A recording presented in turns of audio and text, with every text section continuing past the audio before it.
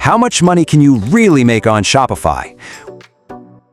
You've seen it, right? All those videos, those courses, promising you that laptop lifestyle. It's super tempting, but what does the data actually say?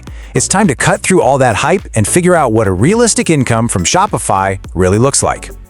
Okay, time for a reality check. The numbers here really don't lie. So, a huge chunk of stores, we're talking 60%, are in what I like to call the figuring it out phase. You know, making less than $1,000 a month. But here's where it gets interesting. 20%, 1 in 5, they break through that initial wall and start pulling in $10,000 a month or more. And that top 10%, wow, they're in a completely different league. So the takeaway? Yeah, massive success is totally possible, but you gotta know it's the exception, not the rule. So let's really dig into what those numbers mean, right? It's the million-dollar question for a reason. But the truth is, success is all over the map, and it is definitely not guaranteed for everyone who just clicks that start free trial button. Okay, this is probably the most important thing you need to get right from the start. Shopify is just a platform. Think of it like this. It gives you the keys to a brand new, empty storefront. It's a powerful tool for sure. You get the digital real estate, the checkout cart, the whole shebang, but it doesn't give you a business. Your income, that has nothing to do with Shopify itself. It has everything to do with the business model you decide to build on that platform. So that brings us to a big decision. It's time to choose your path. Let's break down the 4 most common ways people make money on Shopify. And listen, your choice here, it's probably the single biggest factor that's going to determine your potential income. It defines your whole journey, really.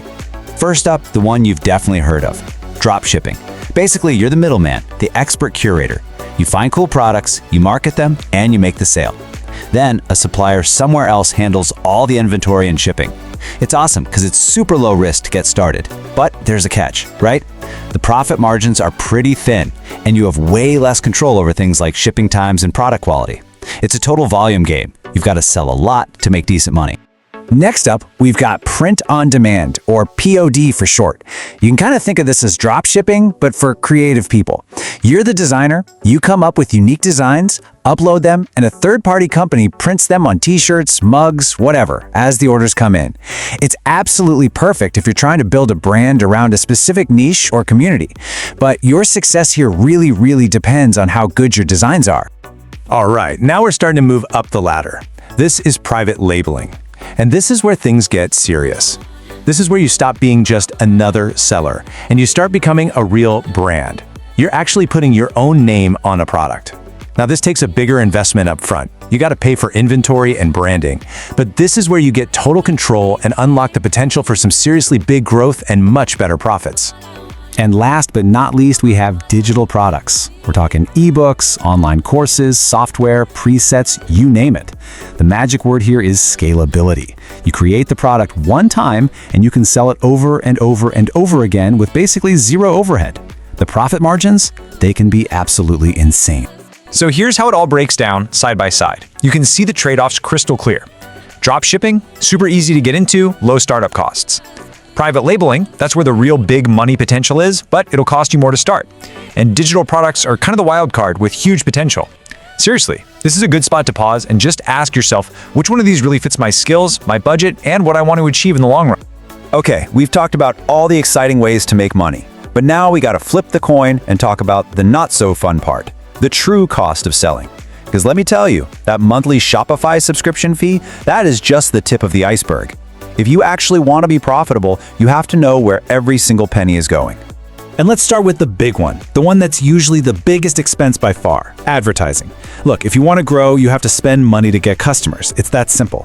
For a store that's trying to scale, it's not crazy to see a monthly ad spend anywhere from $500 to over $10,000. This is the engine that drives your growth.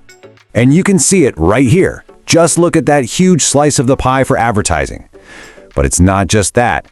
You also got to factor in all the essential Shopify apps you'll need, your subscription plan, and a bunch of other little fees. Trust me, it all adds up and it eats right into your bottom line. So here's the bottom line on costs. You have to track everything. Your Shopify plan, the apps you're paying for every month, your ad spend, shipping costs, all of it. Every single dollar counts. I'm serious. If you don't know these numbers like the back of your hand, you're not really running a business. You're just running an expensive hobby.